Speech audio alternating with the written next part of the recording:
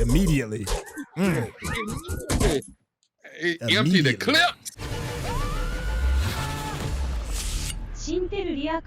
What's going on? It's your boy Syntell with the Intel, and you can already see Rekkai is in the building. What's going on, champion?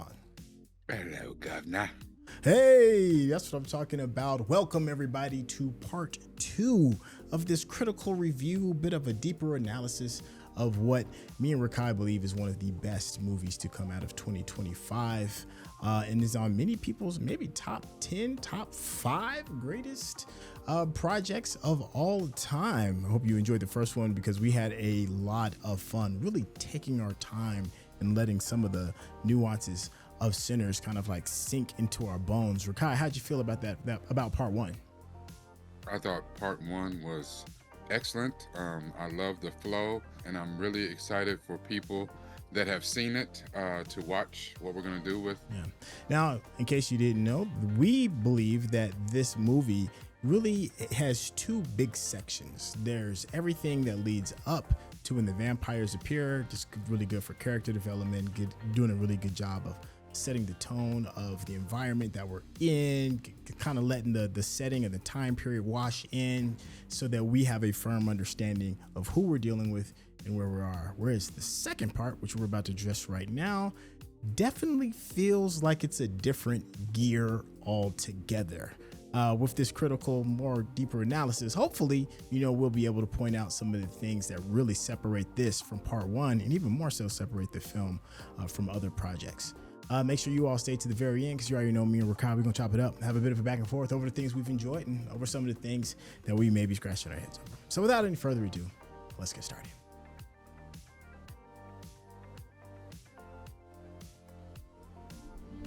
We be free.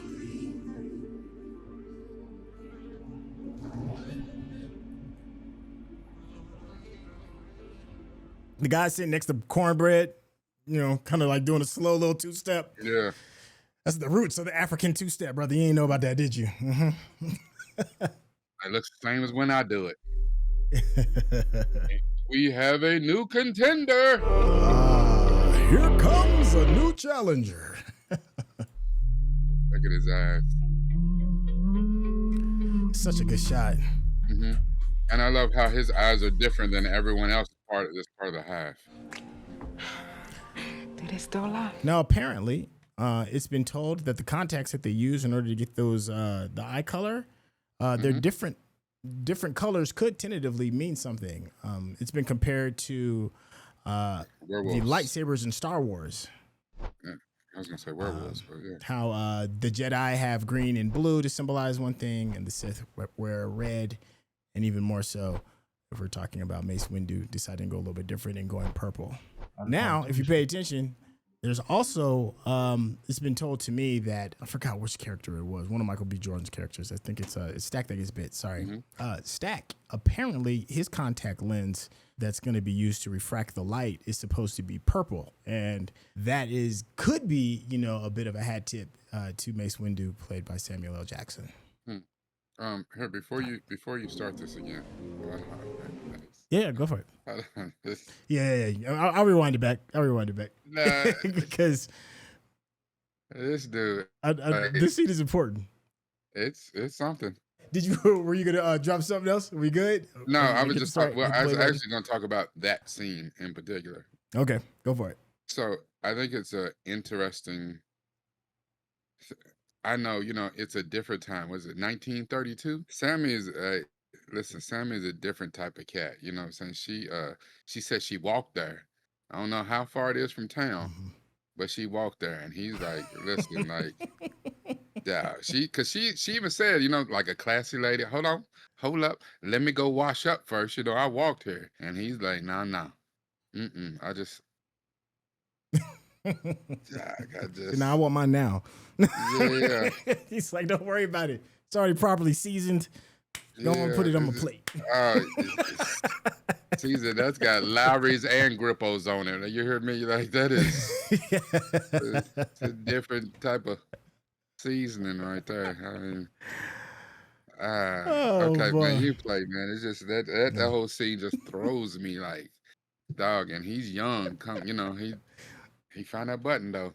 But you know what though? Here's my thing, and then we'll really get started. Like, I ain't mad at the fact that the brother's like in the moment he's gonna go and get his as soon as possible. My only issue is the times. Like, washing wasn't necessarily a daily thing back then. We all saw. I'm trying to say. You know what I'm saying? Here's the thing though. That's all I'm trying to say. Yeah, we don't know what happened before he came out the room.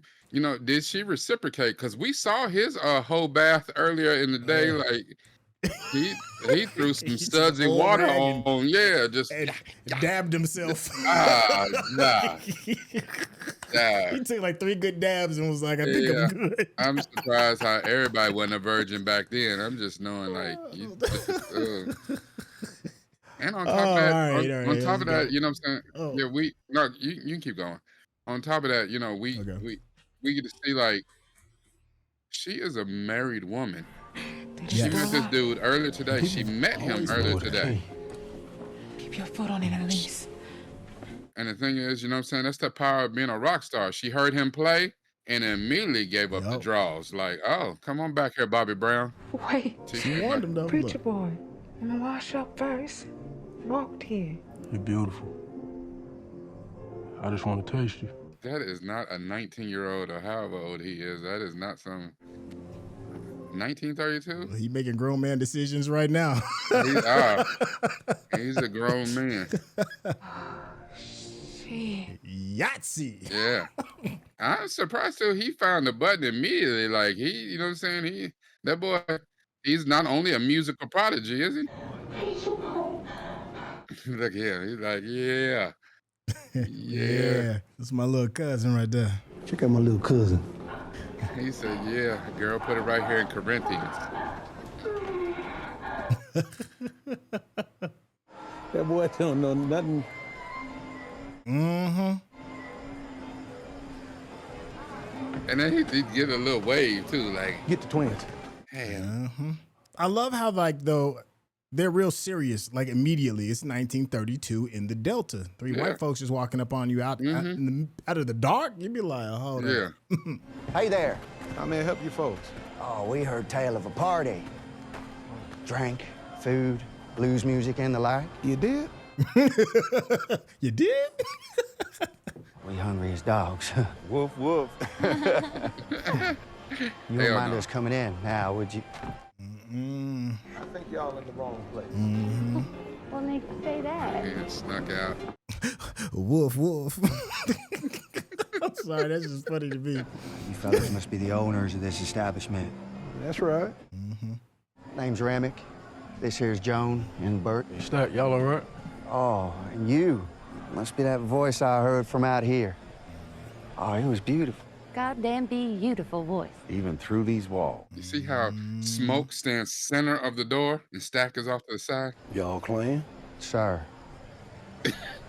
Well, no, we believe in equality and music. We just came here to play. Spend some money, have a good time.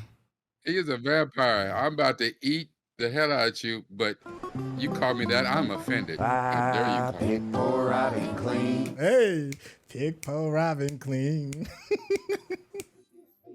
I want to pick the body, but it wasn't Hey. Hey.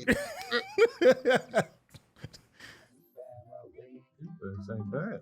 Lord, in that jaybird laugh. Oh, they got look, they all in, Yeah. they all in sync. That's a hive mind. That's a hive mind. Look. You're right. That is what that is. They got a whole routine, nah? Just a minute. I was just about to get good. Stack was I jamming though. believe you. But this here juke joint. Stack and Cornbread was liking it. We got money and we ready to spend it with y'all. Sounding damn near perfect, and you're saying we ain't welcome. No, I'm All right, so listen, I got to pause it just for a second because a couple of things. One, you said something I think is very poignant. They just met each other a couple hours ago. Like, Yeah. so how in the world, would they all know how to play the same song? Have the little, they all choreographed. They got the slide coming in or whatever it is. You thought they was the Temptations out in that bad boy. Yeah. And the second thing is you looked up something really quick, really brief about the history of this particular song. Yeah. What is it? Is it Irish? Is that what you said it was? This particular song Because you had said that this song was blues, and I was like, I would have thought it was more Right. a folk song or maybe even bluegrass. Mhm. But it is considered part of the blues, but it is also an Irish folk song. So I didn't even know that that was in the same genre, but it is considered part of the blues. Yeah, so I thought that was interesting. The more you learn. Sounding damn near perfect, and you're saying we ain't welcome. No, I'm saying you get down that road, you get back into town. Oh, no. Plenty of white barrel houses down there. Oh, this because we're... It's because All right. yeah. You see, How'd you she see get that here? wedding ring on his hand? She here, because she family. Can't we just, for one night, just all be family? Easy. You don't need to do that, sir. We'll be on our way. I love how he continues to play his position that he doesn't have an advantage. Just in case y'all change your mind. We're going to walk real slow. Y'all have a nice night. She still got that little bop in her head, though. She's still picking poor Robin clean. You think they bought company? I doubt it. But we got enough pepper on us if they did. Shit, we forgot the trunk. Man, why ain't you remind me? Fool, I told you to remind me. Y'all don't need the trunk. There was just 3 of them. How you protecting them? And what if somebody spills something on them? Step on their shoe. Look at their woman a bit too long. We're gonna have a bigger problem than just a fight. Sure do. Don't let them in. I get it. So I think there is something slightly interesting about just that moment, and because Mary is a point of contention, and I certainly understand a lot of the different sides of it. But this was kind of like a moment when she kind of went against the grain, right, of the company that she's with. She was like, "Nah, it's only just 3 of them." Everybody else was like, "Nah, we see the danger." To me, this is like the first hat tip that Mary still doesn't really truly understand that there's a difference between the culture that she's currently visiting and the culture that she looks like she's a part of. No, what are you saying, Rekkai? I don't see it like that. I think it's so Okay. easy. Yeah, tell me how you see it. Remember, what was the first thing that Annie said? She family. Why That's what wouldn't Annie she? said. Yeah. That's what Annie said. And Annie said she ain't Yeah. going nowhere. Annie's from there. Mary's from there. She grew up with everybody in here. Just like Cornbread didn't recognize her. He's like, little Mary? She grew up with all these people. She is part of the culture. You know what I'm saying? Here's the thing. She passes for white, and still the 1 drop rules is just like, you know what I'm saying? Anybody today, in this year, right now, somebody who's too light-skinned and don't fit into the culture. And the thing is, for us to be the way that we are, and, we circle the wagons for the culture, we can be some of the worst to our own kind that there are and alienate people. Now, it's one thing if she's actively trying to be like, no, I'm going to leave the culture. I'm going to leave the hood behind. I want to be on the other side so I don't have to deal with this side's problems. That's not what she wants. On top of the man that she loves, she's been crazy about Stack. She wants Stack.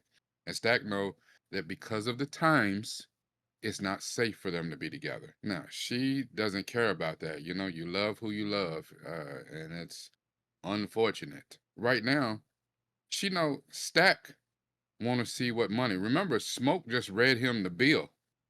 We got 2 months, and then we out of cash. We didn't collect all this plantation money. No, I was gonna say, I hear you. I disagree though, and strongly, because let me ask you one real quick question. When Mary was like, "Hey, let me go back out here and ask, what kind of money they talking about?" Would Annie have made that same decision? No. Mary and even why? said. Why wouldn't Annie make that same decision? Because Mary's a dark-skinned black woman. She's aware of the danger. Mary said, I will probably Mary's get a not little aware bit of her farther. danger. No, Mary is using that advantage that she has. The privilege that she is afforded. Just like when Remmick and them came up, they don't know that she's 1/8 black or whatever, that one of her peoples was black. That don't matter. She look white. Why she in here? She family. And Mary used that to her advantage. Hold on. Let me go out here and see if I can get this money from these white boys, because they'll probably tell me a little bit more because they assume X, Y, and Z about me. That is no different than anybody anywhere else. Use what you got to get what you want. You know, that's like, Nah. yeah, Nah, you can't sell me on that, bro. hold on. Nah, not at all. Hold on. Okay. It's no different than that if you sent, a extremely pretty girl out there who can get more conversation out of them. I understand it's a different time, and I'm not disagreeing with what you're saying. Mary is the only one that does not realize, because she's afforded that privilege of passing for white, even though that's not what she wants. She does not realize, or does not want to realize, better. She doesn't want to realize what it is. Stack, everybody Now, I else, can they agree with you realize on what that. it is. And Stack was the first one. Stack was the one that pushed her off. Listen, go marry that white man. Go over there. I need to keep you safe. And it's just like you said, earlier in the first half, when we were reviewing about her just walking up cavalier and talking bully, talking crazy at the train station. You keep your goddamn mouth. You talking all loud, you're going to get us both killed. Once again, another time when she's not aware. That's what you say. Just reinforces what I'm saying. It's like, I don't think she's doing it to be malicious or to be mean. She's just not aware. Yeah, and that's what's dangerous. Yeah, but it is dangerous because of the times. And, unfortunately, even in the year we're in now, in certain parts of this country, it's still dangerous today, 100 years later. Yeah. So it is what it is. But at the end of the day, when you're around family, when you're in the neighborhood, you're around the people that you grew up with, a lot of those, when you away, especially they at Club Juke with they people, her walls, her inhibition, all that stuff is down. Right now, she don't have to feel guarded. The walls don't have to be up. I'm with my people. I'm with family. And she 100% misread this thing, but she thought she was doing something to help Stack. We do agree that she had good intentions, but there's a road that's paved to a certain place about that have good intentions. Yeah, I am curious. This is one of our first hot button moments. What do you all think in the comment section regarding Mary's choice, real quick? I just think, to your point, is like you said, it's not malicious. And I think it's not malicious. That's what people are blowing out of proportion, and they're even saying, this white girl doing this, taking out of context the fact that she passes for white. She's not 100% white, and I guarantee you, we can say whatever you want to say.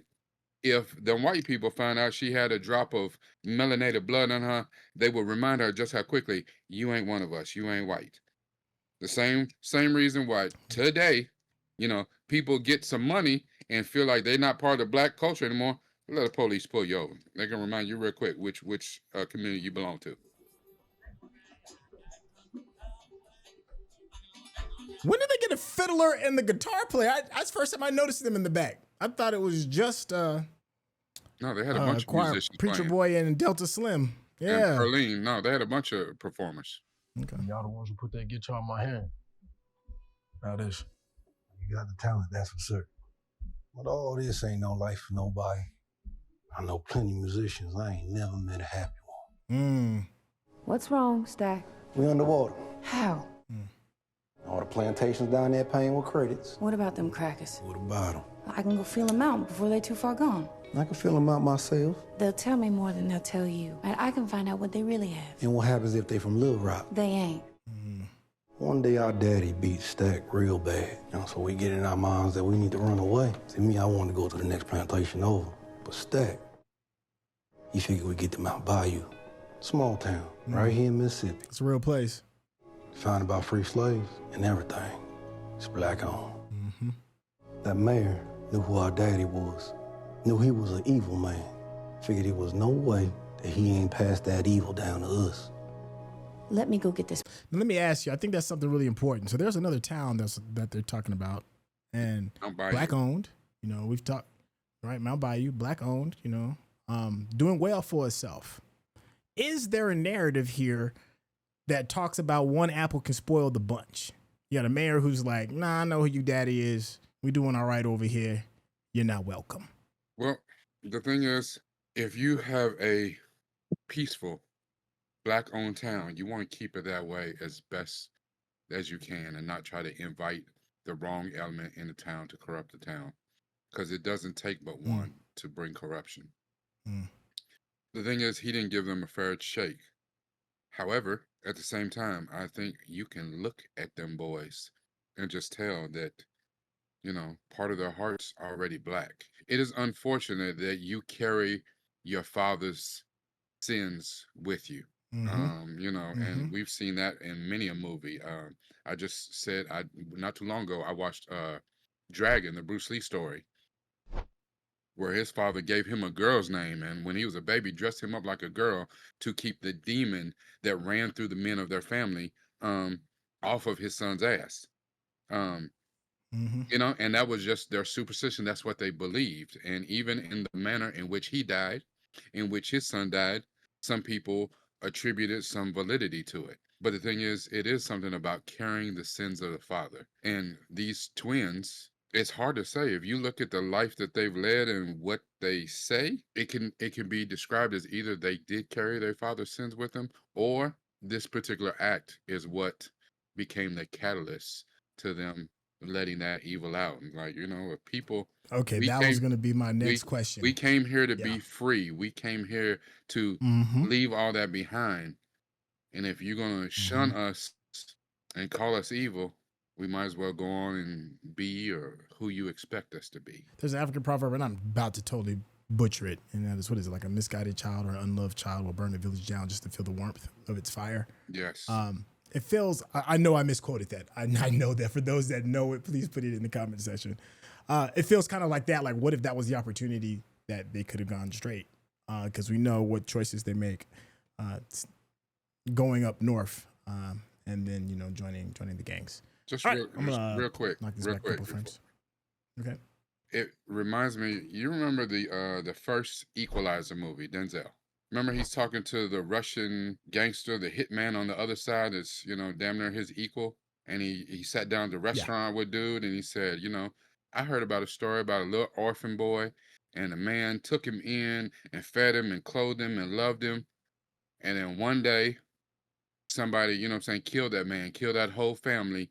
And they said it was a robbery, but they said the only thing taken were things that a little kid would want. And no one ever knows what happened to that boy that he adopted and loved. And it kind of reminds me of that, because, so your question was this the turning point that brought out the evil in them, or maybe what allowed the evil to come in? What the mayor might have thought he saw was it was already there. And no matter what, they have so much trauma built up that even they don't know how to love. They don't know what it is. And it's so unfamiliar to them that even if we try to love them and shepherd them and give them that warmth, they still gonna burn this damn place to the ground because it's so unfamiliar. It makes them too vulnerable. And a lot of, it's like a animal backed into a corner. You know what I'm saying? It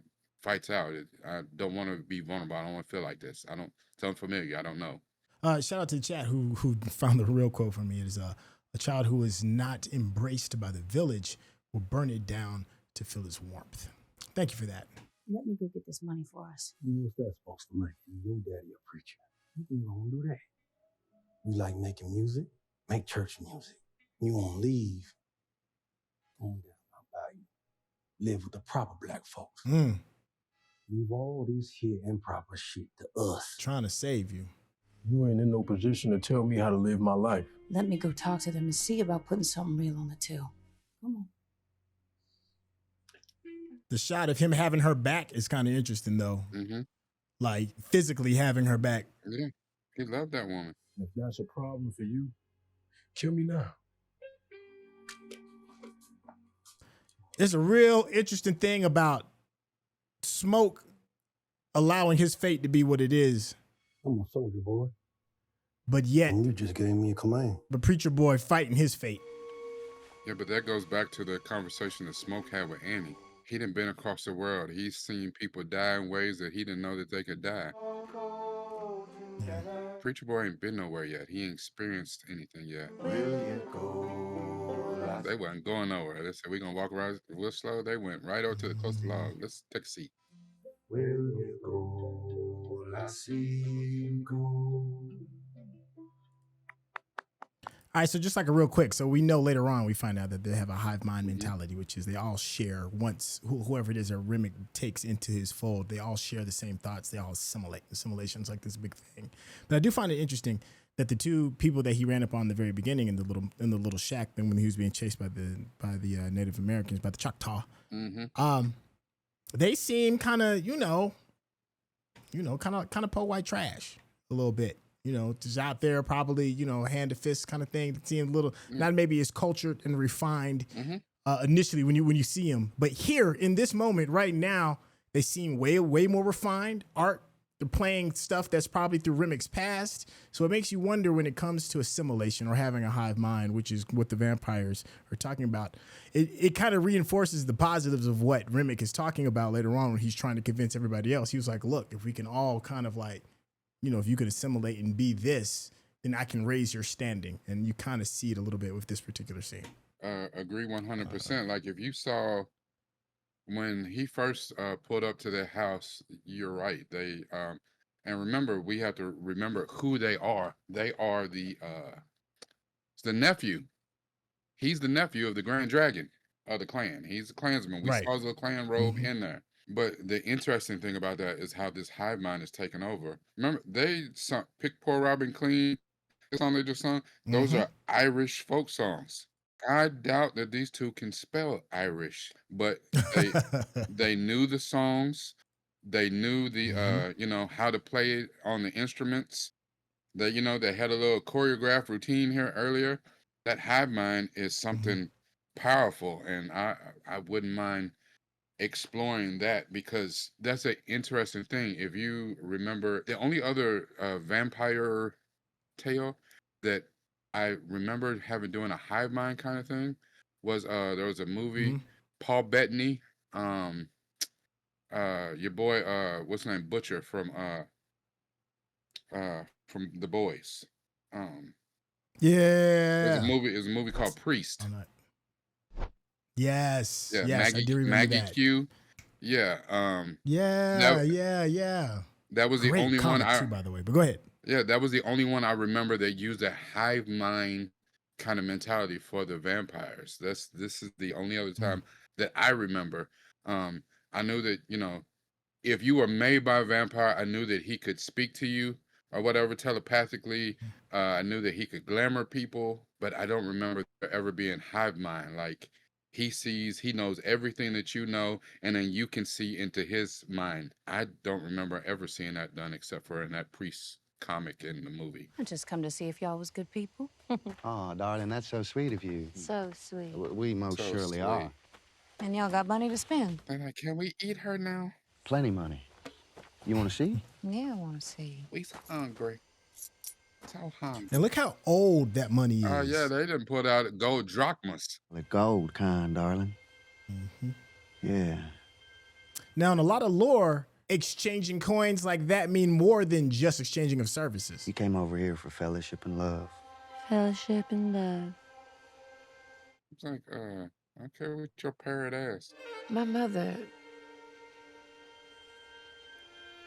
She just passed. Oh, that's awful.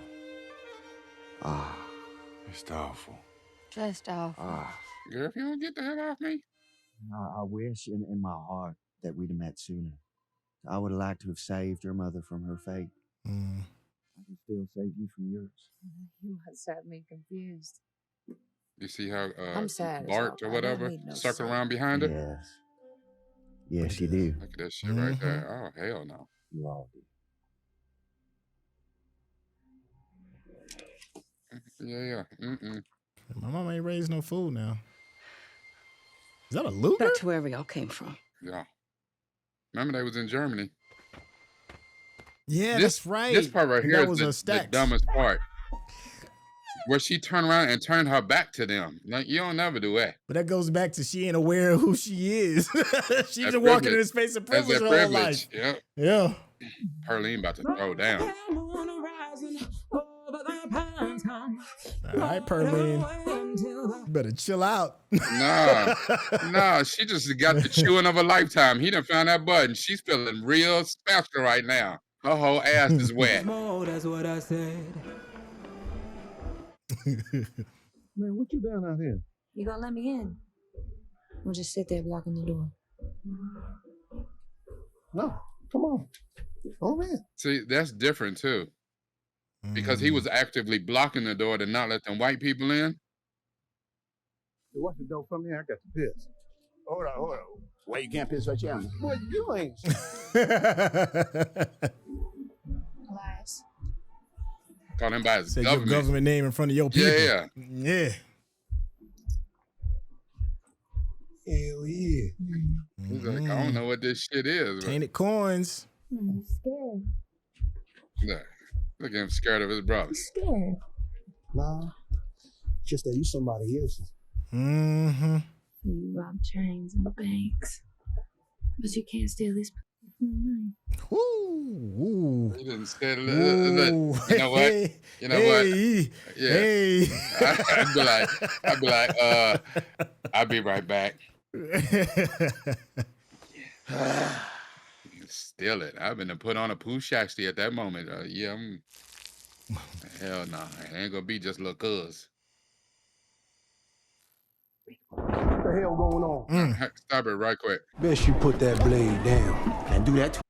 You know, they showed a deleted scene because, you know what I'm saying, we never know who got cornbread, or, you know, one of those things is always weird. Like, why he went so far away when he could have really stepped around the side of the building. Everybody's on the inside. He could have stepped around the side of the building right quick, but he done went all the way to the woods. I was like, he about to, you know what I'm saying, drop a deuce? Like, he about to drop the kids off at the swimming pool? Like, what is going on? But in the deleted scenes that'll be, you know, on the DVDs or whatever, on the Blu-rays, Joan is the one that snuck up on him. And the whole time, so the scene is, he was standing there peeing, and, you know, some people said, you know, that they saw it in the cut, that he was actually hanging out of his overalls, and she was standing there watching him, like looking her head down the whole time, like, oh, okay, yeah, you need to join the group, yeah. And so yeah, so she's the one that got him in the woods. So, you know, he forgot all about what's her name, Larice, his pregnant wife back at the house. All that for $40. Boy, him and Delta Slim then gave up a whole lot for one night at Club Juke. But you know, hey, what's the title? Sinners. Can you imagine being Pearline's husband? Because Pearline's husband live in town. Bad. Yeah, he's like, oh, where she go? He said, she should be back anytime now. She not never coming home. She went to glory with a wet ass.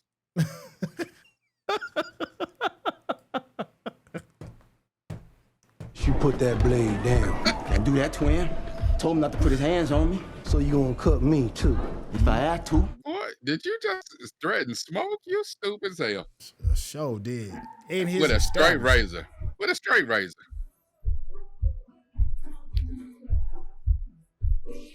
It's too dirty. Hey, easy, boy.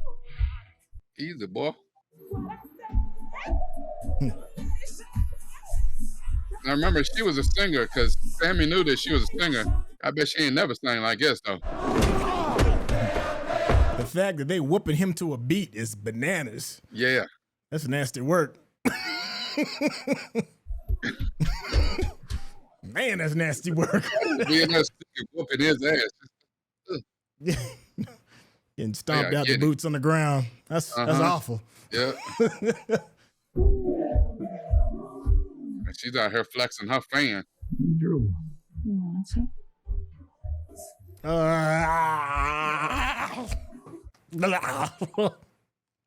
mean, I know you're gonna swap spit when you're kissing, but just spit in my mouth, that's wild. She start. Oh yeah, in the back. In the back there. Go ahead, you can go. Go ahead. That's like an old head to set him up. He said, "It's the boy." Oh, he busy, huh? Oh, he busy, huh? That's the boom boom room. He's getting some looky. I don't give a fuck what he doing. I told you to go get him, didn't I? Nah, bro. Yeah, man, nah. He ain't stupid now. All right. And here we go. So have you met your brother? You hear her growling and shit? She's covered in blood and shit. It's not what it looks like. That's not what it looks like. Immediately. Empty the clip. I done put at least 6 in you. Look at the holes in the wall behind. She got the green. We ain't gonna kill every last one of you.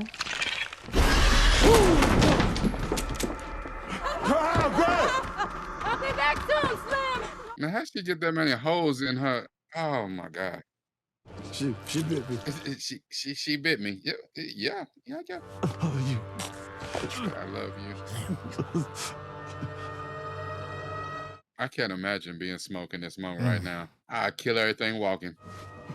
How do you even rationalize that, man? And you got immediate retribution, and this heifer jumped up and said, "We're gonna kill every last one of y'all." What the hell? Keep everybody out. Say less. Here's what's crazy though. They had no idea that they created the army against them in this moment right here. Y'all got to go. Y'all got to go. Go on. Thank you for coming. See, that's part of the problem of letting him do it. He just shut it down. I'd be like, start the music back up. You know what I'm saying? Y'all go on back. It's none of the dispute. Did she say anything? She said, we gonna kill all of you. We. She said we. She sobered up real quick off of that we. Annie's smart. Annie is the hero of this whole damn movie. That grievance stopped immediately. She said, wait. She said, yeah. We got to keep everybody inside and a dead body out. There ain't no dead body. I don't know that Delta Slim just put everybody out. You got any magic to bring my brother back? Got a mojo back for him. We gotta go. What? We gotta get out of here. Man, he's lost his brother. Look, we came here to help him with the party, not this. Okay. Lisa's waiting. Stop this real quick. Okay. Yeah. Let's go home. Yeah. Go get the car. All right, I'll get the car. Okay. I know that's a hot topic right there. This scene right here. But go ahead. So you're absolutely right. This is a hot topic. And it's a huge point of contention. Now, it's one thing to say they should have done X, Y, and Z. But if you put yourself in their shoes, remember the Smokestack twins just came back to town. It's not, they are there. They are paid, they're paid to be there. They didn't just come out, you know what I'm saying? Yes. I mean, yeah, they're gonna have a good time while they're there, and they're gonna hang out with family. They got invited to the cookout. They got invited. But as soon as the shooting started the cookout, they're like, hey, we out. We out. We out. Yeah. Round it up. We out of here. You know, and here's the thing. I love the fact that, and maybe, again, this goes back to them having the stores on both sides of the street. Because Bo stayed in the store, but Bo mostly worked the store on the black side of the street, where he was more ingrained in the culture. You know, Smoke came to, like, you could see the exchange between Bo and Smoke. And then when Grace came from across the street where everything is cold, you know, her dealing with the white folks, when she came across, it wasn't the same kind of dynamic, you know what I'm saying? And that's probably because she spends most of her days working across the street. So she don't have the same connection like Bo does or whatever. So a lot of people absolutely pissed at Grace. For this scene, not even necessarily for this action. We'll get to that one. We'll get to that one. Yeah. But this scene, because right here, she was ready to bail on what everybody was saying. She's ready to bail on her friends immediately. And, you know, the first thing she brought up was, Lisa's at home waiting for us. We ain't got time for whatever the hell this is. It ain't got nothing to do with us. And I think if people were actually able to take themselves out of it and put themselves in their shoes. I don't know. Listen, if that was me and, you know, a wife, I got the kids at the house, let go. It ain't not no conversation. And I understand, you know, it's different. If I'm Sammie or something, this is family, then I might stay to figure out what the hell's going on. I ain't family. I'm out. I didn't have a problem with this scene. I didn't have a either. problem with this at all. I didn't either. And everything you said is spot on. It's like you seeing this, somebody just got mauled by something. There's blood all over the place. There's a literal dead body, and you around here around a bunch of black folk. You probably gonna be like, if you're not black, you probably gonna be like, hold on. Party's over. It's time to dip. Oh no! Here's what they forget. I understand the sentiment. Is all I'm trying to say. I get that why. It's the other action that she does later on that is like nah. Yeah, but here's what they we'll forget. Get to that later. Here's what they forget. Yeah. This is the second act of violence that she done saw. Remember, they was in there stomping the dude out. They was already. Yeah. And she could remember Bo was the one that came and closed the little window in between the kitchen and that room when they stomping dude out. She didn't leave. She's like, no. Okay. You know what I'm saying? Well, technically, it's the third act of violence because she saw somebody get shot in the ass in the street just a few hours beforehand. Yeah, smoke. And she was still down to make the sign, still down to get the money. Then she saw the dude get stomped out in the room.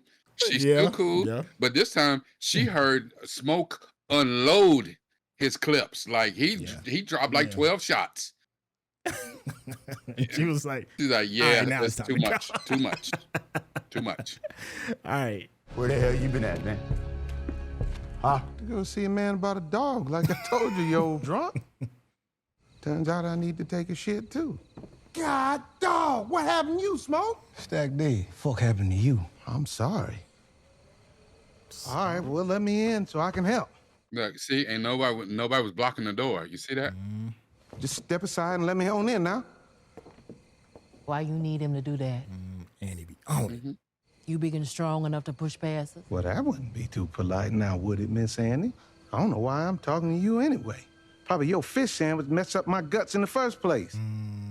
Why you can't just walk your big ass up in here without an invite, huh? Admit to it. Admit to what? That you dead. That one of them white folks out there kill you and you a hate now.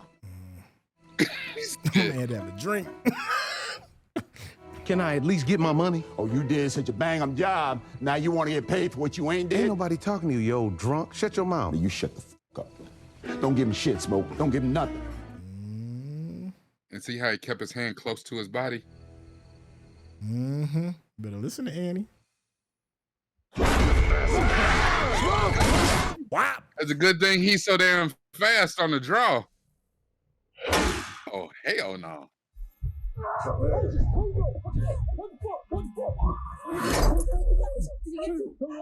Look, she knew right away. She said, did he get you? Yo, Smell, anything? No. I think I shot myself.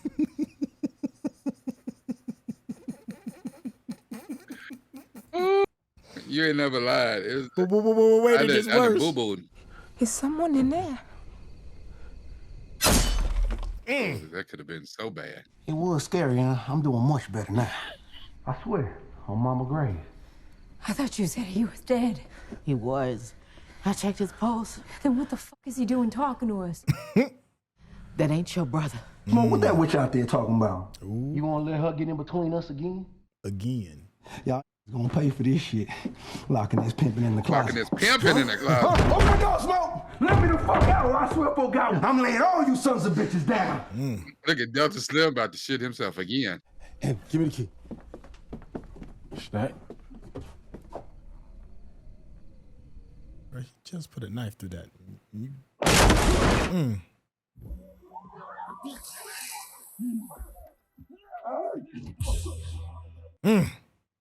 These ain't Hanks. They vampires. Oh, yeah. Like, what? Bo's out there. We gotta go get him. I'm the one who sent him out there. Can't let you do that. He needs my help. Bo know how to handle himself. Listen, you done made that up. I'd let Grace take her monkey ass right on outside. Go on. We just gotta hold up till sunrise. Let her go. Okay? Yeah, go find her. Just hold up till sunrise. Tell her the thing. Listen. Garlic. Wood. silver, and holy water. Shit might not kill him, but it'll slow him down. The soul gets stuck in the body. Can't rejoin the ancestors. Cursed to live here with all this hate. Can't even feel the warmth of a sunrise. Best thing we can do for him is free his spirit from this curse. They gotta be killed one by one. How the hell do we do that? Sunlight and wooden stake to the heart. My daddy told me. Said the devil was coming on account of my music. You know, I had a gal once, a vampire. We light-skinned too.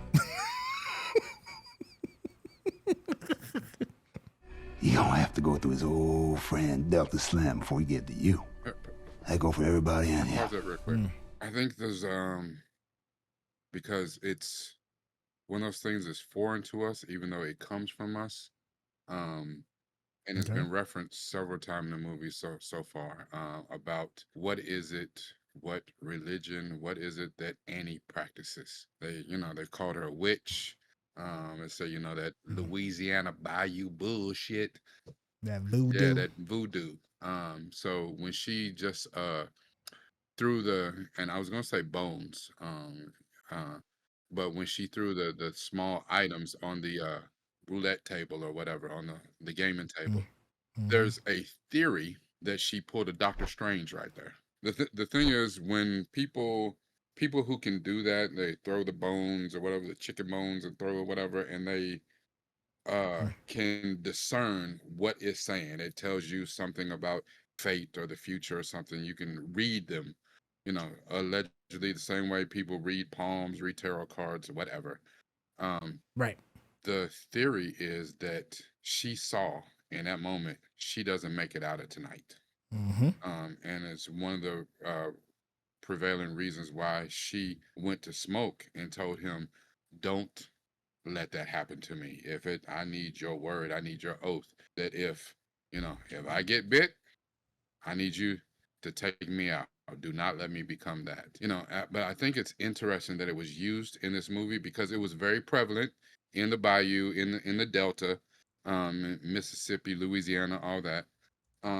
But it's still one of those things 100 years later, and it's something that we have zero understanding of, even to the point where 99 out of 100, people, especially if you're not from that part of the world, will tell you that it is pagan and it is wrong as wrong comes. I'm a Christian minister, and I believe that there's one way to go to the upper room. However, I do understand that people all over the world believe a whole lot of different things, and there's fools that do a lot of evil stuff on the power of belief. I don't understand it. I don't know anything about it, but I can't say that I don't respect it, because the people who do believe it, they believe in it. I've seen a few things. I used to live in Louisiana. I done seen some stuff, and I was like, ooh, that ain't of God. I don't know what that was, but I leave it alone. I done got to believe. I don't have to believe in it if they believe in it. So I leave it alone. But I think it was interesting how it was used in this movie, like the way that was used, because that was Annie's knowledge of the supernatural is what saved everybody. Where, Sammie is the son of a preacher, and even when he used his knowledge of religion and started quoting scripture, saying the Lord's Prayer, the vampires did right along with him. And they're like, listen, that ain't got the power you think it got. So I thought that was an interesting use. I just wanted to stack one more little thing on top of that, of that observation, and I thought it was great that you compared it to Doctor Strange, reading all the timelines, and he's like, there's only one way out that this is going to work. I do think that she did that. I think she knew, like you said, that she was going to die. In order for her to be in touch with their son, her soul can't be stuck in this realm. Right. So she pretty much begged Smokes, like, please don't let that happen to me. But there's something else, and that is, whatever it is, whoever you were gets added to the collective. I think she also read those bones and saw what they could do with her power, because she's the most powerful person in the room. Remmick would be like, you know what Remmick would do with that? Yeah. You know what Remmick would do with the military prowess of Smoke and Stack. You know, so they're not just people that he's just trying to, like, you know, have a meal from. They could be assets to this growing family that he has because everybody shares those skill sets. Mm-hmm. All right. It's a very good point. That's it. That's all I have for that one. Promise me right now that you'll free me before I turn. What you mean free you? You see the bones, right? Mm-hmm. He looked at the bones. Yeah, he knew. There's somebody on the other side waiting for me. Mm-hmm. They waiting on you too. I can't get to him if I become a vampire. I can't be stuck here with that hate. Come on. You don't hear that? They playing music. Hey, they're getting it in. I'm about to have a rave. You see the lightning in the background? Ghosts and goblins. The band got bigger too. Mm-hmm. 1, 2, 3, 4, 5. This is a great song. Well, in the merry month of May, from me home my stars has left yeah, they're getting it. Look at Cornbread.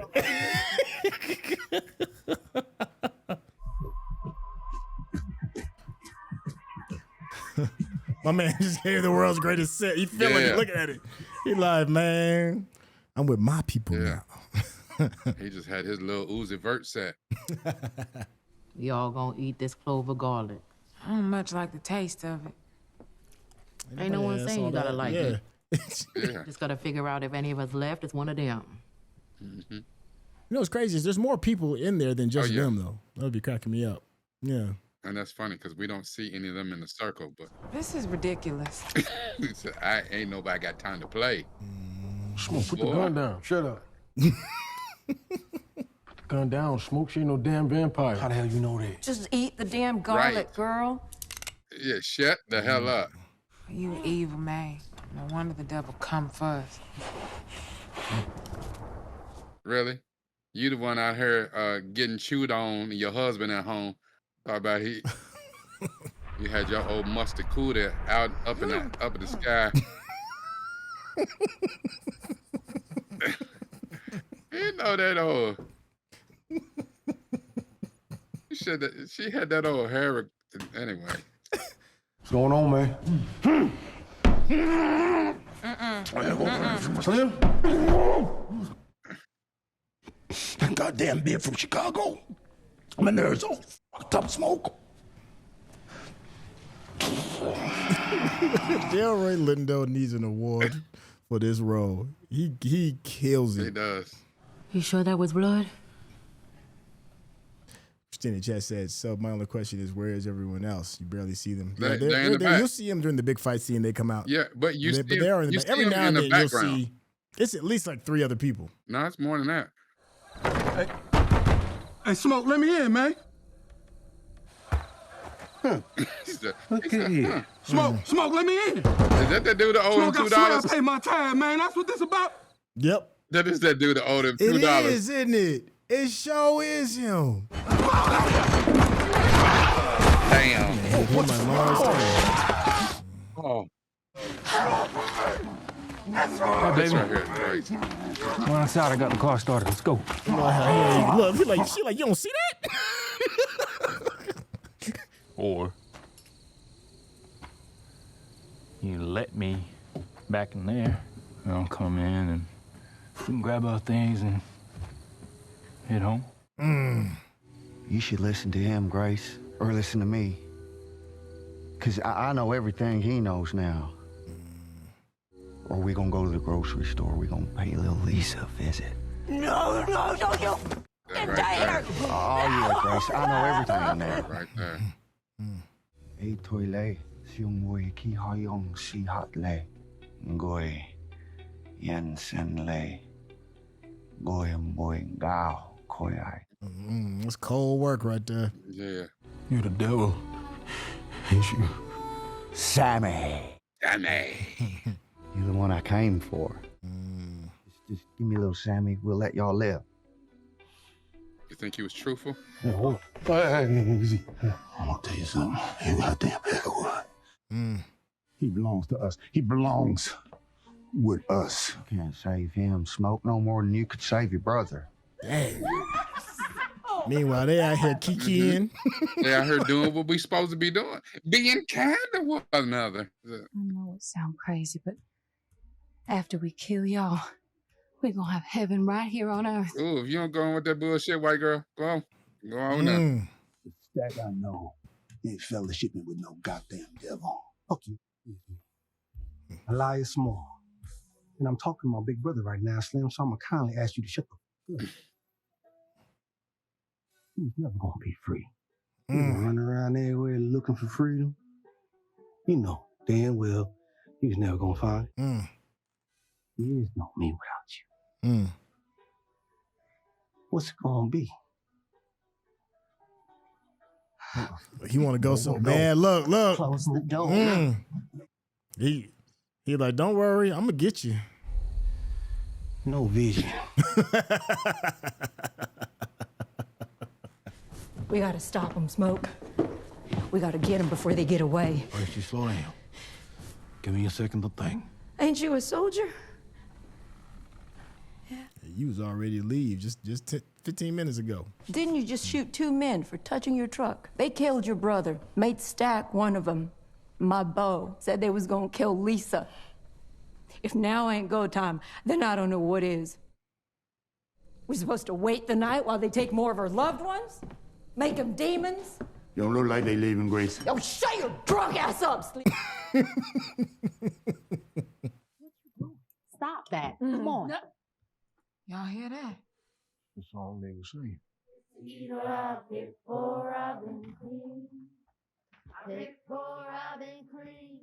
They deep out there too.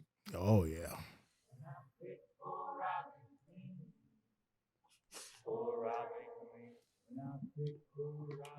No. He should have stole her. He should have hit her just like he had Sammie. Pause. My God, why? Why, Grace? Why?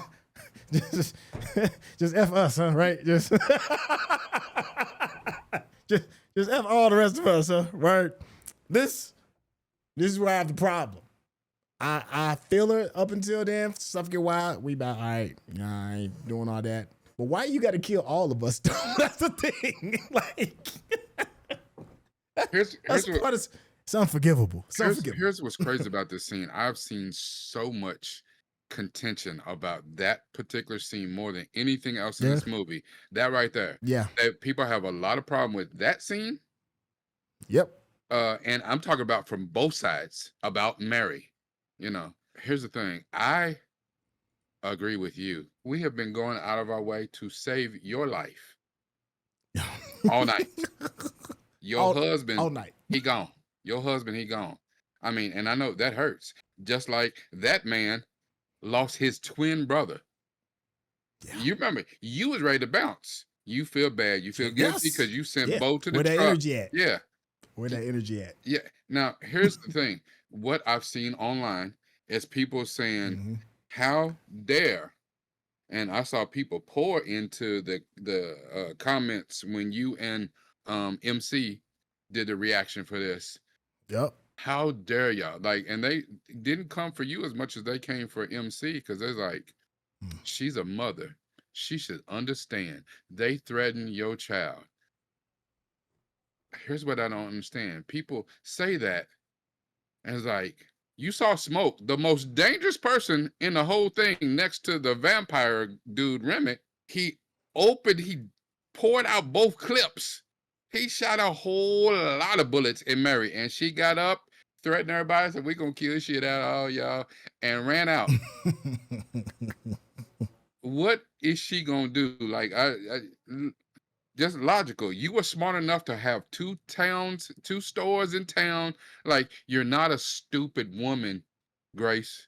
And I understand you are operating 100% off of emotions right now. And you about to make a temporary, a permanent decision off of a temporary emotion. It is actually mind-boggling that, kind of like you said, you invite them in to do what? Like, it'd be different if I'm looking at Michelle Yeoh and I know you can handle yourself. Like, you about to go crouching tiger, hidden dragon on these fools. I'll be like, listen, get behind Grace. She about to do that. Yeah, she about to do that shit. But what is the plan now? What is the damn plan? You was right along with us. We in here trying to bless the water, eating garlics, cutting wooden chair legs into steaks. And you invite the whole town. Everybody was in Club Juke. All of them out there. It's like 50 of them out there. There's 7 of us in here. You invite everybody in because you mad. Hey, listen, I've been the first one to be like, she don't run this shit here. I run this shit. Y'all are not invited in. As a matter of fact, Grace, going out there, talk to Bo. You know what I'm saying? Like, hell no. Yo, my bad, dude. You remember in your youth, man, and I know this probably ain't just happened to me. It's happened to most folks that I know. You in the club, deep with your people, and you got that one boy. You got that one homeboy. Just sauced up, just drunk out his mind. I'll fire everybody in this club. Time to go. Sticking his finger in the biggest dude in the club's face, calling him and all his crew everything but a child of God, and it's like, damn it! Well, we all got it. We all got it again. Yeah. Here we go. And you mad at yourself because you said the last time this happened, he wasn't going with us no damn more. Like, damn it. Every time. Why do we keep letting him roll with us? Yeah.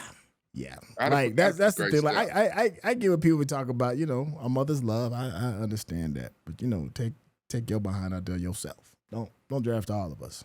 And it was mad disrespectful for her to put her little finger in Smoke's face and be on some. Ain't you supposed to be a soldier? Ain't you supposed to be the one that was mad disrespectful? Because where was that energy when his brother was all bit up? Yeah, it was. She's it was none of that energy was there. Mm-hmm. Yeah.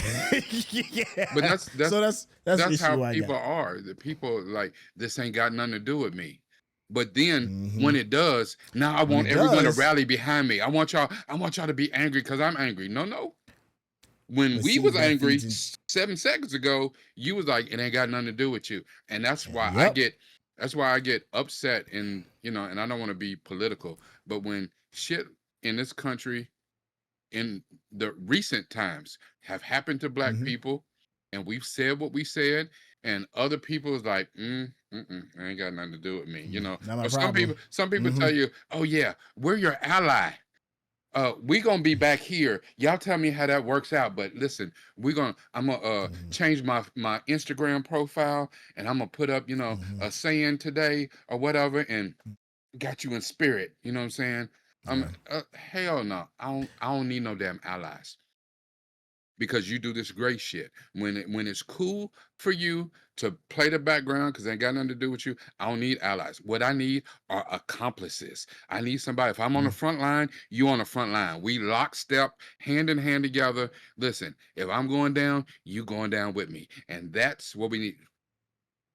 The hell with some allies. I need accomplices. That's what makes this scene so pivotal and why that character more specifically. We talked earlier about how immigrants were a buffer class from between poor whites and African Americans and Blacks, and that buffer class gets access to both sides. I mean, you saw they have 2 stores because they appease both clientele, but when the Blacks were in trouble, all of a sudden you have a choice. You can choose if you want to help or not help. There's a choice in that matter. But as we saw in this particular instance, it wasn't no choice. She took the choice away and was like, nah, I'm in trouble, so we all got to fight. And that, to me, is what I think is what's poignant about that choice and why that character is doing Jumped in Smoke's damn face. Like, she turned into old dog. Yeah. You ain't going to do nothing? That was your brother out there. I don't care who's out there, 8 to 80. Like, girl, if you didn't have all that energy 17 seconds ago. But to be fair to the people that are counter to that argument, Coogler himself does not agree with what I just said. Coogler himself chose, from the little bit that I understood, it to just, what are you going to do in that situation when you're when your back's pressed against the wall and you're going to trying to save family. At least that's how I understood it. So my sentiment is not the shared sentiment of the creator of this project. Here's the thing: most people, 99 out of 100 people, have zero idea how they will react until they get in a situation. God forbid you ever get in a situation like this. And they may not be vampires, but in the face of mortal danger, you don't know how you react until you get into it. And I can't imagine being a father if someone's outside like, listen, I'm gonna go back to your town, kill all your kids. I'm not gonna invite them in. But I gotta figure out something. Like I got to have a plan. I got to have some weapons. I don't give a damn if you here, give me all the stakes on here, glue them to my body. If they run up on me, I'm stabbing everybody. Like, you know what I'm saying? It's something. It's just you know, it was the shimmy that took me out, bro. Yeah, everybody gets some. Everybody get one of these steaks. I got one for everybody. Everybody. I'm just, you know what I'm saying? I hit them like, this shimmy cut me up, dog. It's like he's a capital to the end. God damn it, y'all gonna get this. Y'all gonna get these shoulders. Like, God damn it. Oh man. All right. Look, I know we'll probably have another quick comment, but let's keep it moving just for a moment. Oh my gosh, yo, no, bro, you good? You got one more thing to add before we kickstart this bad boy again? That was just, you know what I'm saying, what I was seeing online, and the people really said that we kind of like what you were saying, like where Coogler was like, they threatened her daughter. Yeah. You know, and if the shoe was on the other foot, like right now, I feel like Smoke should do the same thing he did to Sammie. I mean, hell, he pulled the gun on Pearline when she didn't really want to eat the garlic. You see what Grace about to do, you know it, and that's why y'all grab her. You put your hand over her mouth. Hell, you should have pulled that gun out. I'm like, if you don't shut the hell up. But, you know, then again, we wouldn't have no story if everybody just sat in there and sang more songs and waited till yeah, that's true. You know, waited till dawn. So it is what it is. Let's go. Yeah, let go. It is what it is. Hey, you mother. How you doing? She meant that. She put that hard R on that. That's the dinner bell. But you know what's crazy? After all that, she, you know what I'm saying? She didn't even go out like a G. Like, she went out first. Like, you say she should have took out about 12 people. Oh, I love when they bring the aspect ratio back out. Oh, I love it. That means it's about to go down. Get that bullshit out of my face. You think I'm new here? Like, I ain't. Look.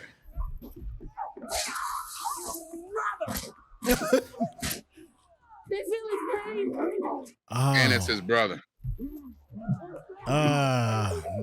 That's just awful.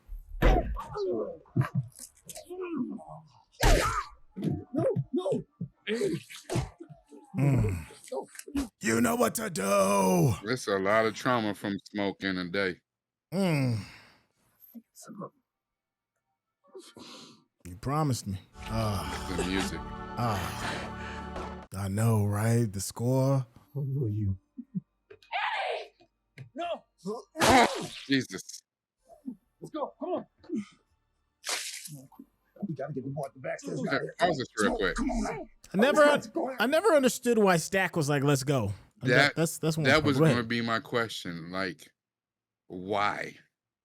Because you see, most of the other vampires, like they say, okay, we know that they want Sammie specifically, but really they ready to kill all of us.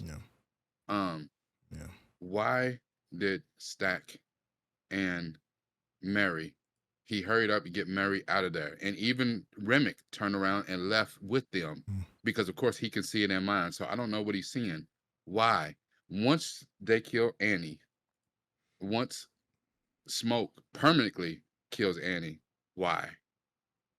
Because most of the other little hive mind, there's plenty of vampires in there, like with the move Delta Slim's about to make. Yeah. Why did they leave? Nobody pausing for that. Yeah.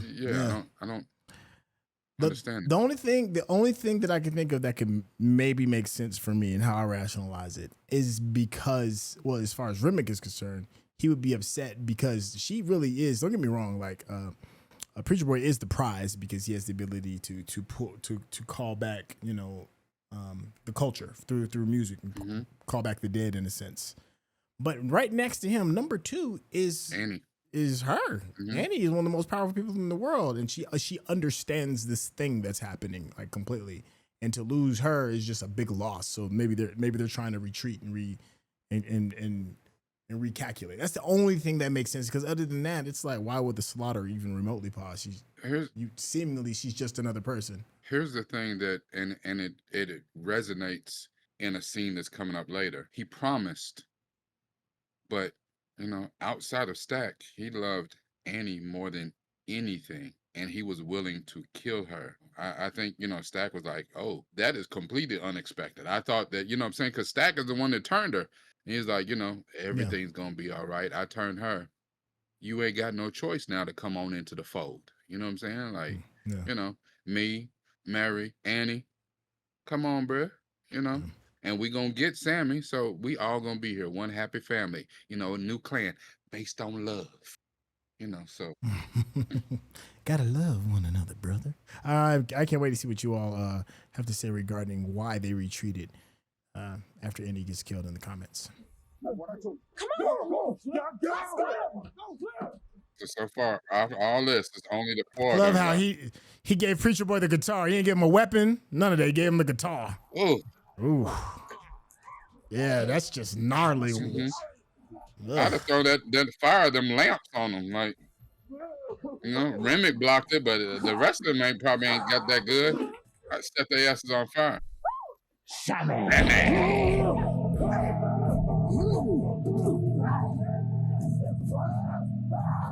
Stab You got that knife somebody. and you ain't even gonna swing. Yeah. Stab somebody. Hell. My Father, which art in heaven, hallowed be thy name. Thy kingdom come. Look at his face. And forgive us our trespasses, as we forgive those who trespass against us. Long ago, the man who stole my father's land forced these words upon us. Those men, but the words still bring me comfort. That's really poignant. Sorry I couldn't keep you safe. Don't be sorry. You always did. We are earth and beast and God. We are woman and man. We are connected. You and I. To every. Crack this shit.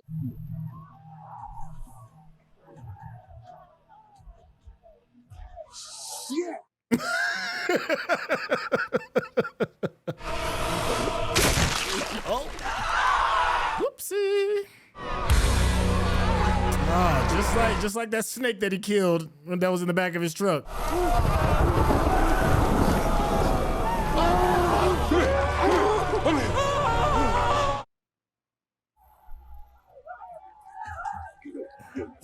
You and your whole crew. And her husband still at home, looking for her. Married husband at home. The fire tornado's kind of dope though.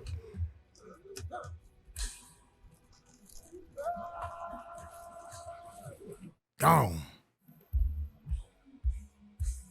All right. Now we're back to the standard format. And I cannot wait to watch this on my big screen again in 4K. Bury that guitar. I can't. It's Charlie Patch. What? What told you that? Stack said y'all wanted off. Lying son of a bitch.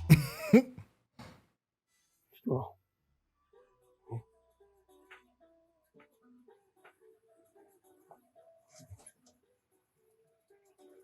And now we're back to 1. Daddy probably about to look at him like, I told you so. No, but here's the thing, though. At the beginning of the movie, we had some thoughts about the scene. Because remember when his dad welcomed him and came in there or whatever, he had, the flashback.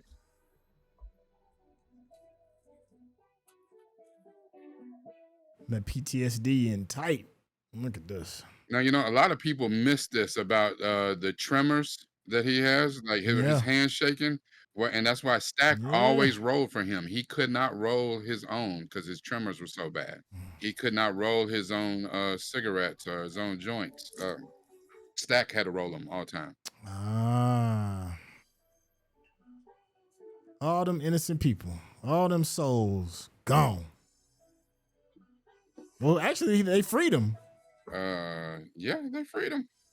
Yeah, they freed the souls. He got frustrated and just balled it up. He couldn't even have him a last cigarette.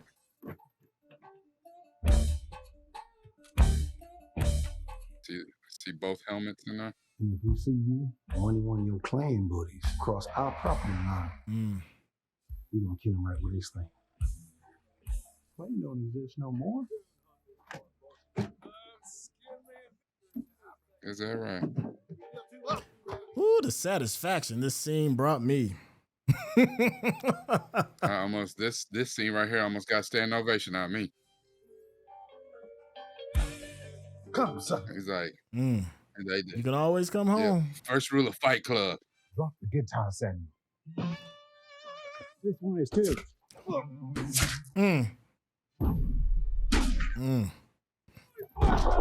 You was a black ass. Okay. Get you some of this. Straight out of Chicago. Both sides of his life. Yeah. He got the military rifle and the Tommy gun. Yeah. Like, I'm nice with both of these. Chicago. Yeah. You're leaking. You got a cigarette? You go to hell. Okay. Well. She said, hold on. Here, you take a smoke.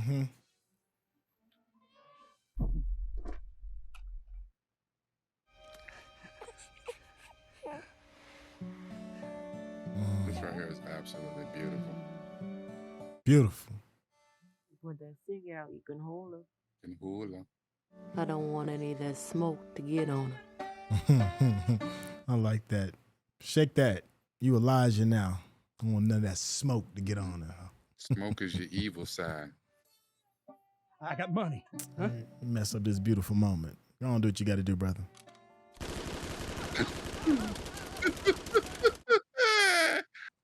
Open the whole clip on you. I tell y'all fools.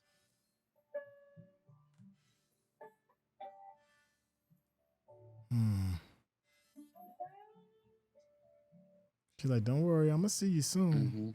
Papa's here.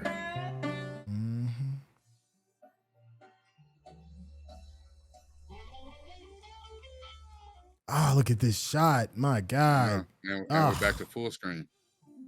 You see how he put it next to his heart, too? Can't let it go. Buddy guy. 60 years later. Go on and make you cry. Buddy guy is a true Chicago blues legend.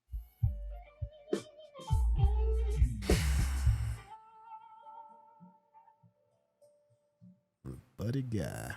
Got two out there. I told them we closed, but they offered a couple $100. That okay with you? That don't bother me none. Come on in. Look, he feel it. Felt it before he even walked in. He knew. That's the thing. Once you touch the other side, you know. This is so 90s. It don't even make no sense. And you know how bad I wanted a Coogee sweater back then? I was too young to get one, but I guess I was one person he just couldn't kill. He made me promise to stay away from you, that you live out your life. It won't be long for you, huh? I can make it so you can stick around. Keep touring. Be 90 forever? No. Be like, Negro, you should have caught me about 70 years ago. The hell? I think I've seen enough of this place. You still got the real in you.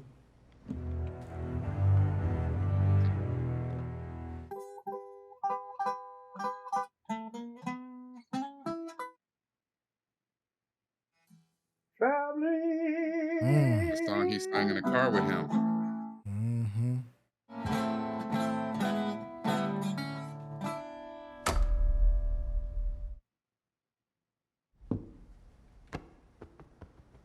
Take care, little Sammie. You know something? Maybe once a week, I wake up paralyzed, reliving that night. But before the sun went down, I think that was the best day of my life. Was it like that for you? No doubt about it. Last time I seen my brother, love you. Last time I seen the sun, just for a few hours, it was free. As I open up my Oh, I'll live like it's the last time.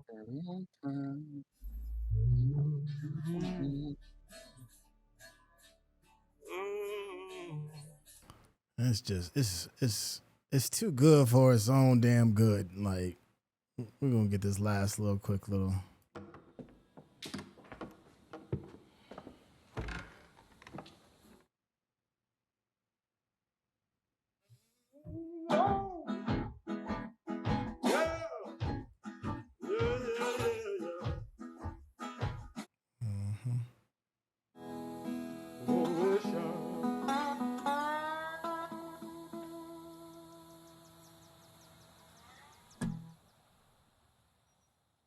All right, so that was the end of the second part. We had said before earlier that there's two distinct movies. There's one in the beginning. We get a chance to establish everything, establish the characters, where we are, people's motivation in the second half when the monsters show up. But you know what? The more, now that I've seen this is my third time to completion seeing it. The second half isn't just the monster fest. There's a lot of really good messaging going on. It's a lot of stuff that's peeling back the layers to figure out, what makes these people tick. So I don't know if it is two separate movies as much as I kind of stood on that before, but now that I've seen it, I'm not sure. I think it's still just as powerful, just, with a little bit more violence. Rekkai, how you feeling so far about part two? I do think it's two separate movies, but I think the way it's weaved together is, even though it's two completely different feelings, it all fits together. And a lot of times when that's done in film, the two parts seem so distinct from each other that they don't fit together. The thing about this is, without a real antagonist, the first half of the movie can damn near stand on its own. If you had more conflict and an antagonist, maybe the Klan showed up, maybe the Irish or Italian mob showed up. That's the only thing that's missing from the first half of the movie is a real antagonist, a problem. But that half of the movie can damn near stand on its own. This half of the movie, you don't have the setup on who these people are and why, but the second half of the movie can damn near stand on its own. It is two separate movies, but weaved together, it makes so much sense. And it's like two things, it's like peanut butter and jelly, two things that shouldn't go together, but when you put them together, it's like, damn it, that is delicious. That is scrumptious. So let me start from the back and work my way back. That final scene, the post-credits scene. Mm-hmm. If you look at Sammie's outfit, that is from sometime earlier. We're not really sure of where it fits in the timeline, because as far as we know, we saw him go to the church, talk to his father to get his guitar back. His father wanted him to help him preach, and then out of that conversation, Smoke and Stack come to pick him up. So when did this happen? Because he's got on the exact same outfit. The only thing he doesn't have the scars on or nothing. So this is before all of that. His hat is in the seat next to him. One of the reasons why this sticks out to me is a very small scene, singing "This Little Light of Mine," which is what the kids were singing when he went into church. Mm-hmm. I think for Sammie, that right there, him playing, no audience, no crowd. Remember how he was telling Mary he ain't made no money off his guitar, he just sang? I think that right there, they talked about freedom. That right there was his freedom. And that's why they showed it to a post-credit scene. He was freed through his music, and doing it in his father's church, a house of the Lord. Even though his father didn't want him doing that. He's playing a gospel song. He's playing, "This Little Light of Mine."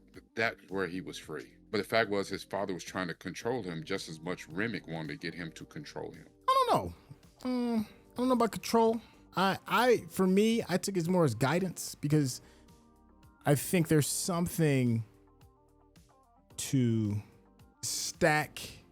Well, actually, not Stack. Smoke feeling some kind of way about the way he was raised. You know, his daddy wasn't a good man. His daddy didn't show him the path. You know, he was always asking, even when they got in the car the first time, he was like, hey man, you know, your daddy ain't beating on you and nothing like that. He's like, nah, not at all. So he didn't get that kind of guidance. I'm not saying it's a jealousy or anything, but he's very aware that their father shaped their trajectory from the word go. Sammie's got a good father, very good father, that has the best of intentions for his son. I think he would prefer him to be a child of God, you know, to go in that light. But he didn't banish him. He didn't say don't come back. Like Smoke told Sammie, look, I will kill you if you go down this path. Sammie's father didn't really do that. But and I think he also asked Sammie to make a choice. And he was like, you know, put that guitar down, you know, and still take this righteous path. I think his father was right. I think there's a lot of things where things are being said that are spot on. Remmick says a lot of stuff that's absolutely right. I mean, there's also more to the story than what's being said. That kind of goes with Sammie's father as well. Sammie's father is right. You know, that thing that's in your hand is going to cause you trouble. It did. more trouble than he was prepared to have. But Sammie had to make a decision on is his life going to be fated for him and faded through the eyes of his father, or is he going to be a man that determines what his own stars are going to be? You know, he's going to make his own. What is it? Leopard can't change his spots. He's going to change his own spots. So I think that Sammie is fortunate, and he, in order to go that path, sometimes you even got to leave the people that might even be steering you right. It's not about your father who is right steering you on one path, or the Smokestacks twins telling you like maybe you should take your talents down to a safer area where you can shine, or be on this gangster stuff, or even the choice that he decided for himself, and that is to, you know, go to Chicago and, you know, and become this thing. It's that he's not going to let fate determine where he goes. He's going to make his own choice. For me, at least that's how I took it. Yeah, I didn't see it that way. and I'm only saying that because what I'm saying is when I compare his father to Remmick, it's easy to say that I'm saying that both of them were evil-minded. I'm not saying that. I'm saying that both of them wanted to control Sammie's fate. Yeah. Remmick, I mean, he's clearly evil. I mean, he's a vampire. He wants to bite him and see his long-lost relatives, his wife, or whoever, his peoples from. Is he evil though? I mean, I think the whole vampire killing people. I mean, I've never really seen a good one. I mean, this ain't True Blood. This is, you know. He's freeing people, man. Yeah, I mean, I know they want to make they make a clan of love. Listen. No, sir. I mean, you know, you gotta think. I mean, the first thing he did, you know, to get Sammie, one of the first things he did is like, he threatened, "Hey, we're gonna go kill little Lisa." Dog, that ain't a good vampire. You know what I'm saying? Who he Blade? No. So yeah, he's evil. It's just in him being evil, he says some truths. He did. He espoused some truths, and that just because he's evil doesn't mean that he can't speak the truth. Well, that's the thing about Coogler's antagonists. There's a lot of truth to the things that they say. I mean, Killmonger is another perfect example. Killmonger, like, you listen to what Killmonger said, you like, brother, kind of I don't want to know something, right?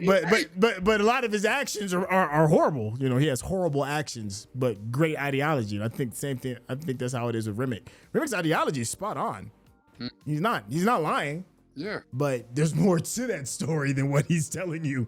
You know, like you have to assimilate. Like I'm saying, even though you have to be damned. His ideology is you know, a vision. He got vision. The thing is, he's still gonna force people. We gonna kill everybody here. You know, Mary said, and after we kill y'all, then everything's gonna be great. I know this is gonna sound crazy. But it does, Helper. You know what I'm saying? Yeah. He said, yes, it does. It's very crazy. Yeah. So so his vision sounds, but he's gonna force everyone into it. Yeah. On the other side, the yeah. pendulum swings both ways. You have Sammie's father. Remember, Sammie's father took his guitar. Tomorrow, you gonna come to church. You gonna help me preach my my sermon. He was trying to force his hand, and sometimes, as a parent, you want to push your children in the direction, but there's no making up for experience. And sometimes the harder you push your kids in a direction, the more that they will resist upon that shit and go the other goddamn way.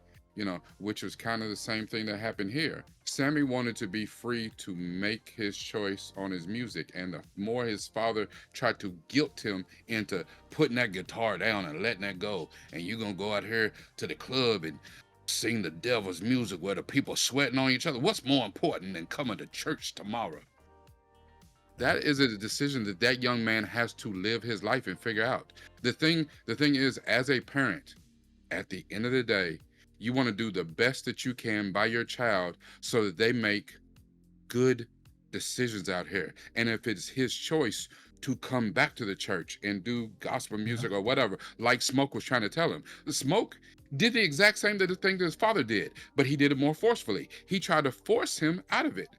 And Sammie had the exact same reaction that he did to his father. Listen, you ain't in a position to tell me how to live my life. I'm gonna run away like y'all did. I'm gonna go to Chicago maybe, and I'm gonna do my music. This is the greatest night of my life. Did you see me in there with that fine ass married woman getting my chew on? Listen, I can get more of that from singing songs. Listen, Chris Brown, here I come. I'm 1930s Chris Brown. Like, you know what I'm saying? Like, Remmick wanted to control him for very selfish reasons, but he was drawn by the music. And then he had a grander vision, an ideology, but it was going to be enacted. He was going to force it on him through evil terms. His father, not an evil man, but still wanted to force his son in a way. I want you to get away from that devil's music. I want you to get away from that and come over here. And still, Sammie pushed back against his father. He pushed back against Smoke. He just wanted to make his own decisions. And sometimes, and it's not what I'm saying his father was doing is not evil. Remmick was evil. His father was well-intentioned. But what did we say a little while ago about well-intentions? At the end of the day, Sammie's going to have to make his decision. And we saw he went completely different. As a matter of fact, the original ending of the movie was when he got to church and you saw him gripping the guitar. Fade to black right there. Nothing else. That was the original end of the movie. And Ryan Coogler decided, he's like, because he wanted to show the juxtaposition. He wanted to show Sammie struggling with that internal conflict about his music or, what his father wanted for him. And Ryan Coogler decided, no, I need a more definitive ending. And he decided to say no. He decided to go ahead and chase his passion, chase his dream of doing music. I disagree because the other two options offered death as the option. Either do what I'm going to do, or I'm going to kill you. That's pretty much what Smoke was saying to him. He's like, if you don't do what I'm going to say, I will kill you. Remmick pretty much said the same thing. I am here to kill you to take your talents. His father was like, he gave him the choice. He's like, you should be here giving these lessons, but if you choose to go out to these places where people are going to sweat over, he didn't threaten him. He was like, this is the better option. I think Sammie's father was a good father. I mean, I'm not saying he knew what real evil was because he saw his brother. He knew that. He knows that path. But think about it. And he still allowed Sammie to make the decision. He still allowed Sammie to make the decision at the end of the day to be like, your path is your own. But what I'm trying to do is I'm trying to protect you. He was a father trying to protect his son, and he gave him the option. He didn't say you have to do these things. He's saying if you want to go on a righteous path, this is the way that you should go. But I'm not going to force it on you. But he didn't. He wanted to control his son. That's why he took his guitar and stuff. He tried to force him into coming into the fold. The thing is, I never said that his father was a bad father. I said that he wanted to control his son in order to do exactly what you just said, to protect him. But like yourself, there is no teacher like experience. Remember, Sammie said to him, when him and his father's like, you know what I'm saying? Why you going over to do that? And he's like, look, Pop, I went to work. I done worked all week.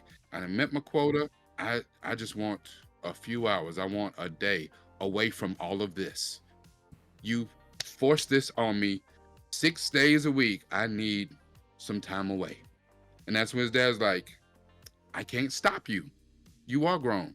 I can't stop you from doing what you want to do. But let me put this in your ear. You keep going out there running to the devil, he gonna follow you home. I'm not saying that anything that his father did was evil, but I'm also saying that sometimes when you have your kid and you see them in a dangerous position or hanging out with the wrong people, you know what I'm saying? He can go hang out with his cousins, the Smokestack twins. They got a reputation. Of all the people that you should be hanging out, I don't know, it's your cousins. Your cousins are destined for trouble. You know, as far as, you know, he could have felt the same way that mayor in the town felt. No, them boys got that evil on them. They didn't, you know, killed my brother, you know, and my brother was an evil man. And he killed my brother, then went off here and then went to war, been in Chicago. I don't know what them boys got on them. They got something on them.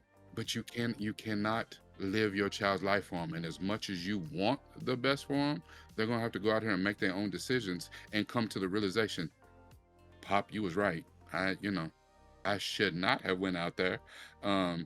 It was the greatest night of my life until it was the absolute worst night of my life. Like, this dude with long ass fingernails just clawed my whole face up, and, you know, little girl, like, you know what I'm saying, ate a little musty butt, and then she turned into a vampire. Like, dog, it was a bad damn day. You know, it broke my damn my guitar. All I got is the neck. Like, you have to get that in experience, you know. And it's unfortunate.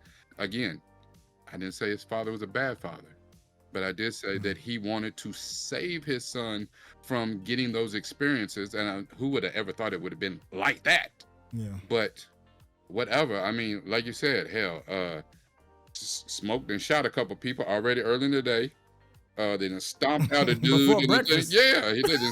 They done stomped out another dude. Banging you know, before breakfast? Thing, like, you know, and Smoke did exactly what his father tried to do, but he tried to do it more forceful, because sometimes, and you know this, sometimes there is a difference. One of my favorite movies, A Bronx Tale.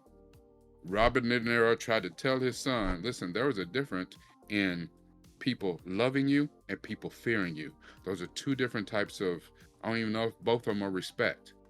You know, his father tried to tell him, people love me. I drive the bus. I work a respectable job. I'm a hardworking man. I don't want you hanging out with the gangsters. But Cogliostro, he had to hang out with the gangsters. Everybody fears him. They respect him. I like his swag. Until it almost got him killed. And it did get, you know what I'm saying, him killed. And the thing is, you have to understand, your child has to come back and be like, you know what? My mom tried to tell me so many things to keep me out them streets and out of trouble. Yeah, none of that shit worked. Wherever there was trouble, I was like, you know what? I must find it. I must get into it. And it's unfortunate. But it's still, my mom told me those type of things because she wanted something different from me. And that's not a bad thing, but it doesn't mean the way that his father was doing it, the way the Smoke was doing it, was still, this is what I want for you, son. I don't care that you want music. That's cool. That's good. Even Smoke tried to tell him, I ain't never seen a happy musician. I don't care that's your passion. I don't care that's what you love. I ain't never seen a happy one. That's cool. You want to make music? Make gospel music. Go do church like your daddy. I think if Remmick hadn't have confessed to him during that weird lake baptism, he would have gone back to the cloth. And it's because when Sammie started praying, because he thought he was going to die, and Remmick was like, I remember these words, it was said to me. Invaders came and forced that prayer onto me. I don't like it. I don't like the people that sent it to me, but it does give me comfort. Right? For those that came up through chattel slavery, we see it through Annie. There was customs, ideologies that we had from the continent. That was our way of life. When we arrived here, the same words that was given to Remmick was given to us and said, this is your new God. That's not exactly true, but I'm just hear me out. This is for me. This is from my perspective. This is your new God. Whatever it is that you thought from before, we're throwing that out. And this is what you're going to do. We're going to say these words together. And in his moment of despair, Sammie was saying those words. I think Sammie had an aha moment. He had an aha moment because regardless of what you read in that book, in this world, in just this world, regardless of what you read in that book, regardless of what his daddy was saying, regardless of what the smoker stack was saying, that moment that he had with Remmick was 100% real. He was like, look, everything that you've been told, that ain't it. If it was, why am I here? Right. Why am I in this position holding your throat? Why do I want to steal this power, this ethereal power that you have to bring back the past? I need that so I can get some kind of connection because I'm on this hive mind thing and I have lost myself. I need you to get back to my roots. That is why I need you. Sammie took that and was like, everybody's telling me what the story is that I should be hearing and what the story is that I should be writing. But the truth of the matter is, Sammie is the griot. That is his purpose is to write and record story, not the story that somebody's telling you to write and telling you to hear and telling you to feel. Not what Remmick is telling, even though it may be parts truth. Even though I feel Sammie's dad is coming from a righteous path and wants to protect his son. It's not what that book is that's in that house. I mean, that's in that house of God. Sammie is the griot. He's an ethereal power. And the only way that he could tell his truth is to live his truth. He can't let anybody, not even Smoke, tell him what you can and can't do. The only way that he can live in his purpose is for him to make those choices on his own. But had he not had that conversation with Remmick in that weird looking baptism in the lake, I personally believe he absolutely would have gone back to his father, because what he went through is terrifying and what his father represents is safety. Instead of being safe, you have to live. And that's why Sammie made that choice for me. Okay, so yes, but no.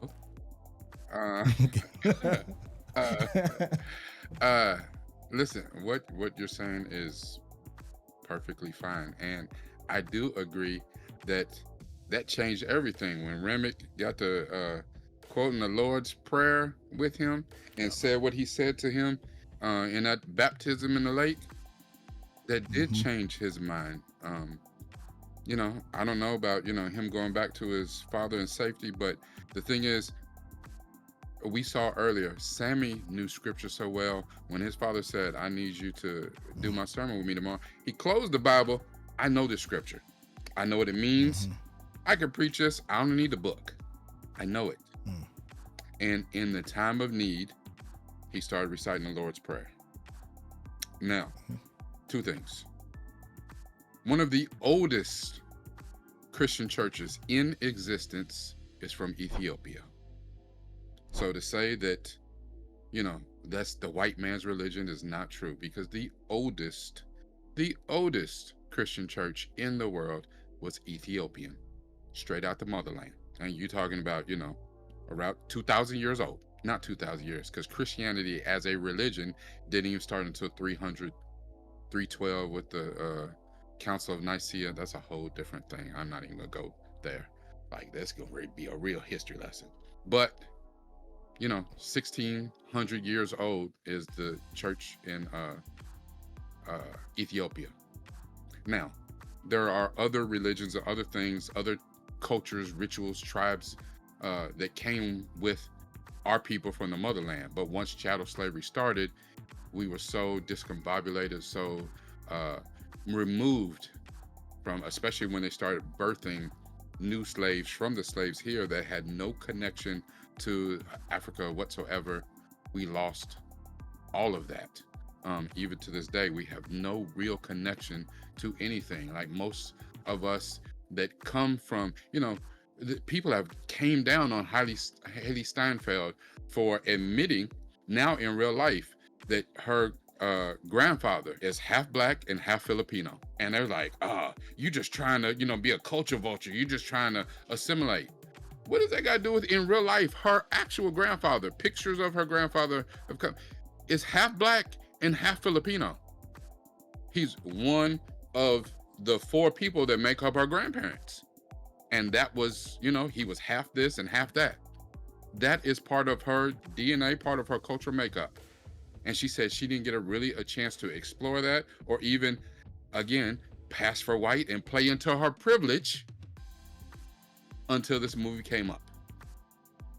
She felt safe enough in a safe enough space on the set to be like, you know what? I'm gonna speak my truth. And people have come at her neck for it. I think one of the most misunderstood things in this movie is Annie and her use of native things to our people. I do agree with you that Sammie probably would have went back to church if he didn't get that speech from Remmick. But I think that was also a big point of contention where he chose, even because at the end, after he got away from Remmick, he still went back to his father. He did go back to the church. So it wasn't just Remmick. He went back to his father in the church, but his father, you know, it's almost like one of those things, like when you go around somebody and they done told you, and then it happens, and then you come back and they're like, I ain't gonna say I told you so, but I told your ass so. You know, in a moment, that's not what you want to hear. I don't want to hear that shit. I done had one hell of a night. Tell me you love me. Tell me everything's gonna be okay. Don't try to make me the example of the sermon right now. And in that moment, he went back to the safety of his father in the church and he rebelled. In that moment, nope. I'm gonna do music. Because this is the one place where I feel safe, where I feel free, is when I do my music. You know, I don't know what Remmick was talking about, a call back to ancestors, none of that. But I know that when I'm doing my music, I feel something I don't feel anyplace else. That's where his freedom was. And that's why Coogler changed the ending to see him travel down that path. The only other thing I have to say is in the 90s, when Stack and Mary came through, if you notice, Sammie in the beginning of the movie, the whole beginning of the movie, the way he wore his clothes, his hat, he looked like Stack. He acted like Stack.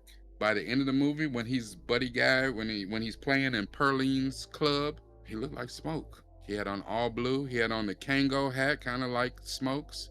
He had on a blue button down, you know what I'm saying, a blue pinstripe shirt, had a blue tie on. He looked like Smoke.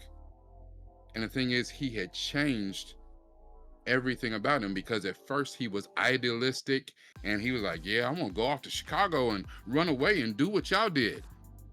Vision. He was like Stack. But when Smoke tried to put him up on game, tried to save his life, even in the messed up way he tried to do it, when Smoke actually saved his life from Remmick, when Smoke gave him the keys to the car at the end and told him, take care of yourself, be a good man, you know what I'm saying? He didn't tell him go back to your father's church. He didn't tell him anything. He didn't tell him what to do at that time. I have unfinished business. You take the car. I won't be coming with you. You go do what you gotta do. You know, you find your path however you gotta find it. So at the end, he looked like Smoke. Maybe in homage, maybe in honor of the man who actually saved his life. I'm processing. You hit me with some stuff. I'm curious what you all are going to think in the comments section regarding Sammie's choice. I think we're getting close to kind of wrapping this up. I know we're already, like, as far as like real time recording, we've already we shot like over 2 hours and 40 minutes worth of footage. So I think it's time to kind of like stick a fork in this. I love this movie. I can't go on enough. I'm looking forward to seeing it in 4K, real 4K, not the streaming 4K that y'all be watching. That we're currently watching.